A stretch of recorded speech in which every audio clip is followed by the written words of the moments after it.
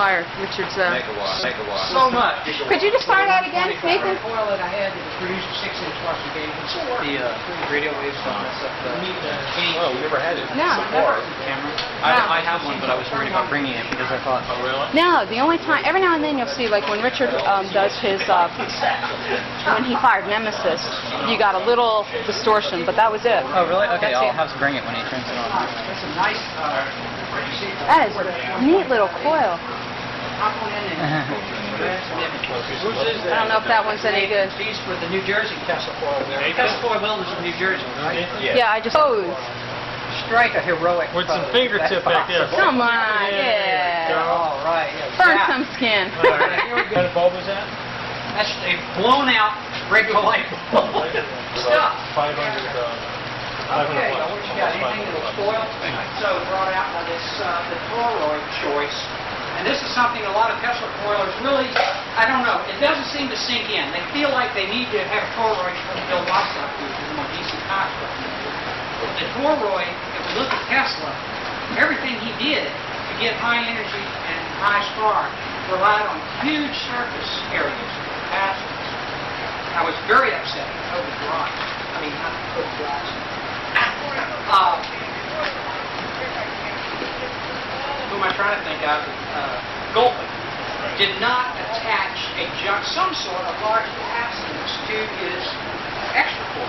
Even if it was just a big tractor tire covered with it, it would have done so much better. And the spark length increased massively. Witness Ray Brubacher, who's an organist by profession, or probably one of the greatest living organists. And he has composed and written a Tesla suite for organ that has it available. He has written a suite, a Tesla suite for organ. And I have a copy of it for you. You hear some of the introductory stuff.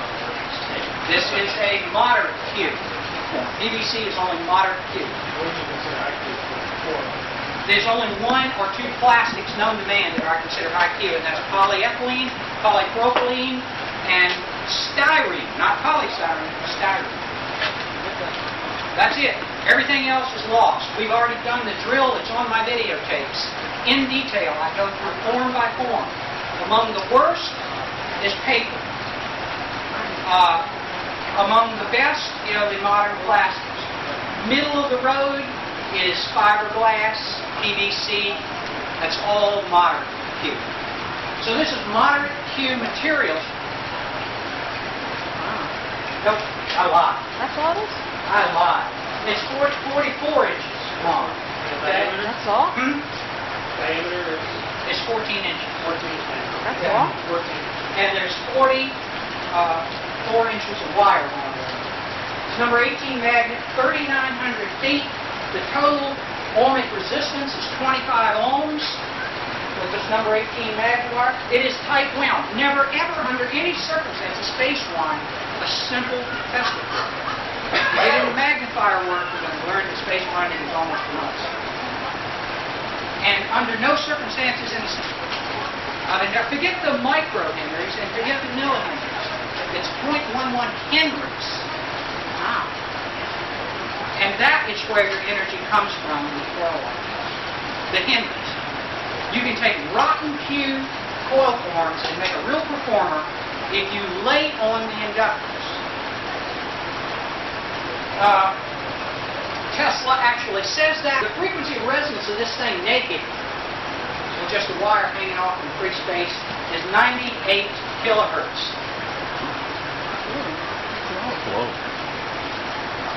And for coating on this coil, I provided one and only one coat of Carver Trip polyurethane.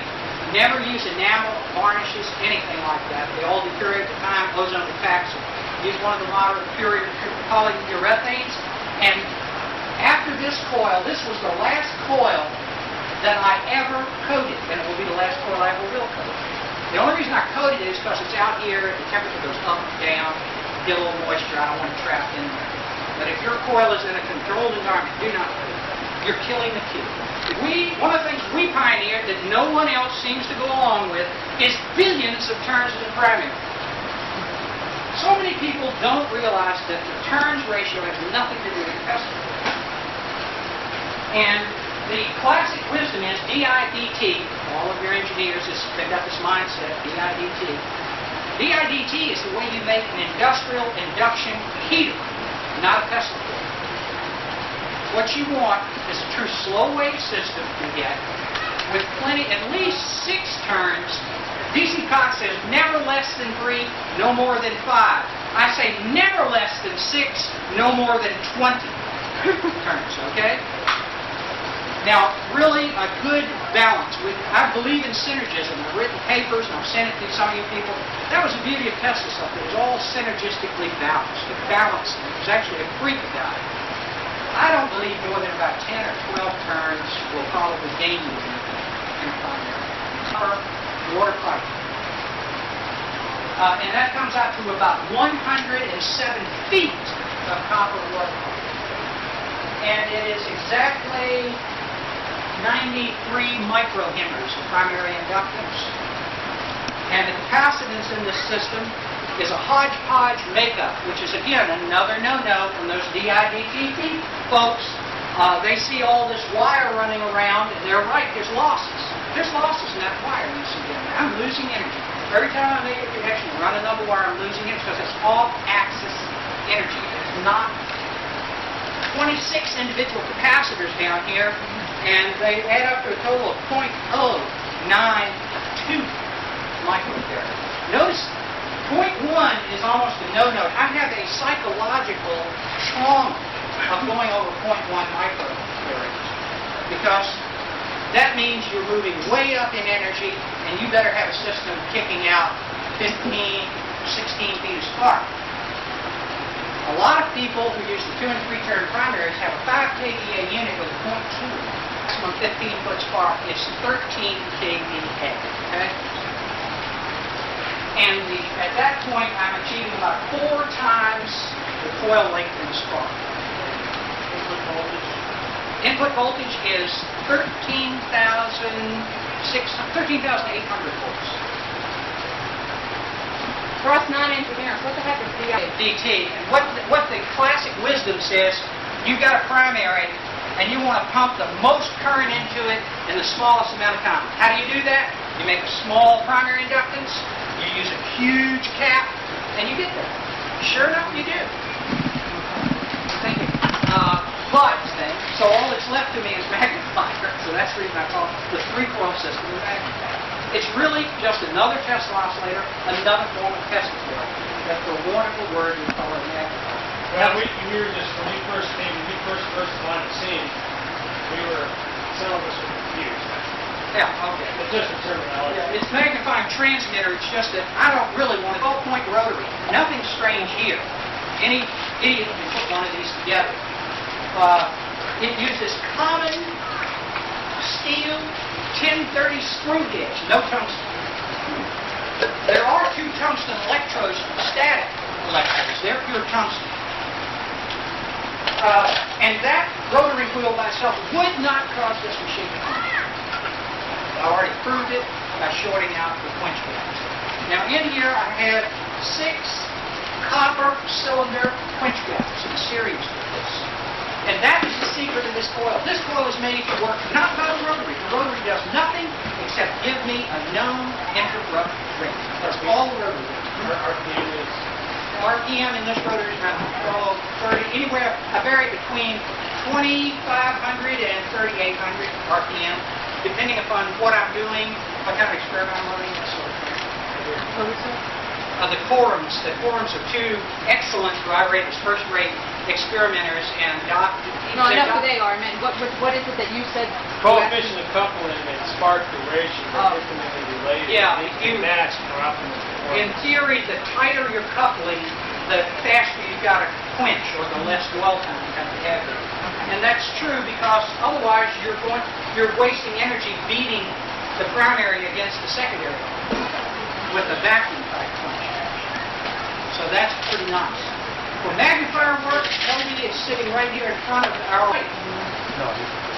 With just a light blue patina around the arc channel, you have the very highest possible efficiency of Tesla. And a sign. We call them stinkers. If the coil stinks, creates a lot of ozone, and your arc is not snow white, you definitely have either probably an out of tune condition. Usually out of tune conditions make ozone. Now, a lot of people worry about feedback. What do you use for anti-kickback?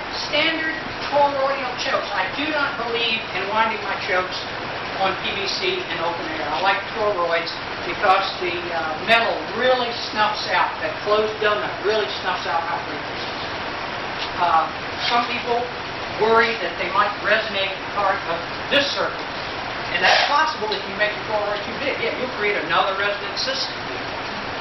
But I usually use about 1 millihenry. Forget the micrometers.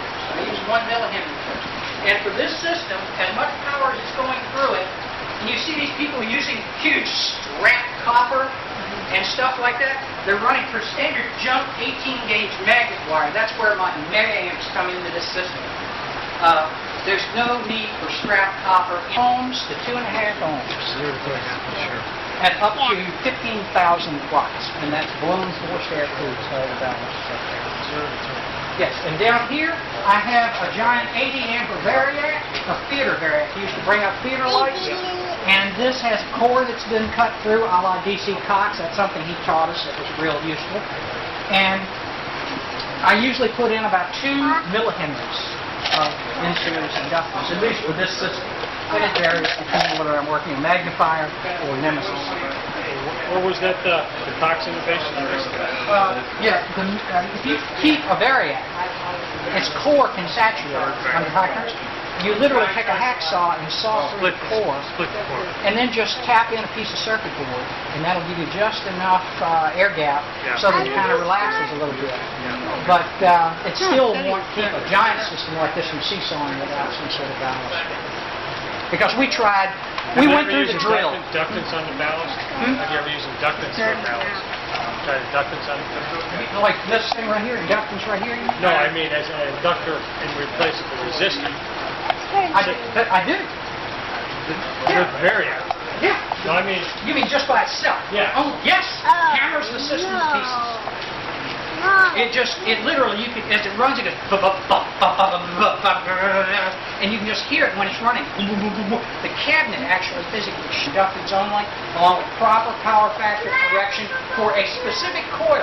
Use a different coil, no good anymore. You got to get more caps or less caps. You have to tune the system to the coil you're firing. I think that the Springs coil took care of that problem. Oh, it's in the Colorado Springs notes. I'm doing a book now. It's being written, and Lee Anderson has already written the introduction or the title commentary on my book. To sparkling, we have gotten 6.5 times the resonator length of the magnifier. We got 4 times. And a lot of people never reach unity. They never get their secondary units. I believe, Dave, you've gotten, a couple of times? Can we set these on the table here and let people mill by? I'm putting 40 amps in off the draw air. Number 229. About 4 kVA or so? Yeah. Were you running the center? How long, really, have you been actively heavy coiling? Well, it didn't really open up when we plugged out that transformer 2 years ago. So. And that's amazing performance. At 2 years, we weren't doing it. That isn't labeled. I don't know what gauge So it is. I feel like we have already contributed, the Teslathon builders have already contributed to the bulk of Tesla research in that we have literally proved how to perfect and master the regular Teslathon. It's time to move on. Magnetic quenching in series with that for advanced magnifier experiments. In addition, I have the world's largest quench gap over here that was just completed for me. Weighs 100 pounds. It's a true Telefunken type quench gap. Touch nothing metallic, lean up against nothing there, okay? Here we go, guys.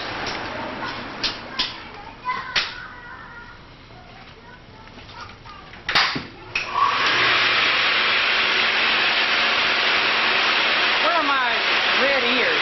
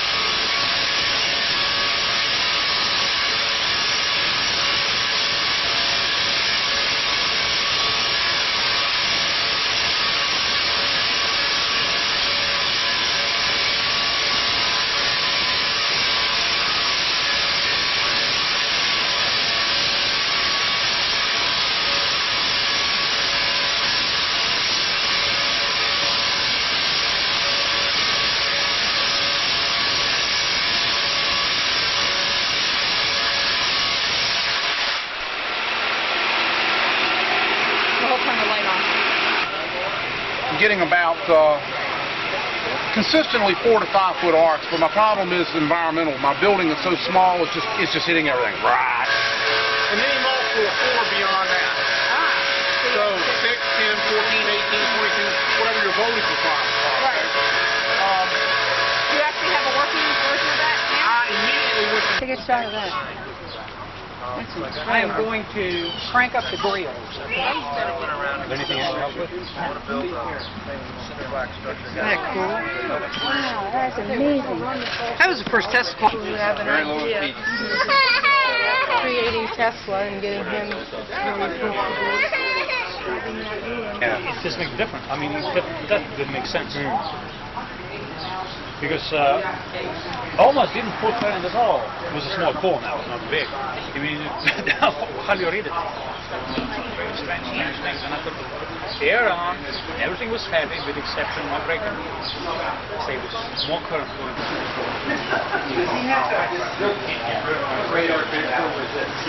It's a big 500-pound radiation button. Like 28 pounds.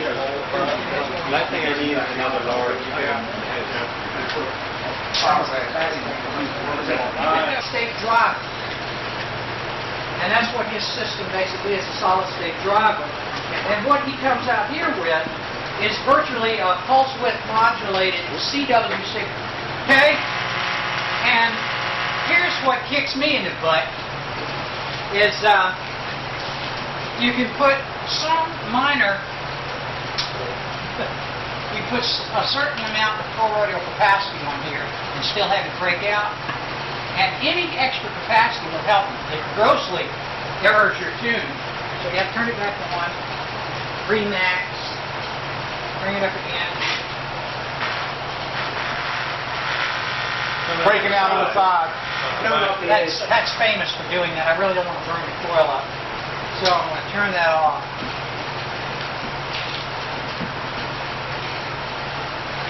So what I'm going to do instead, Toroidal loading. A la a beer can or friendly Coke can, which fits right there perfect. And another toroid. Anybody have a race? Hold on 1 second. Does anybody own a... yes, yeah. Not going up and going to worse. Oh yeah. And remember,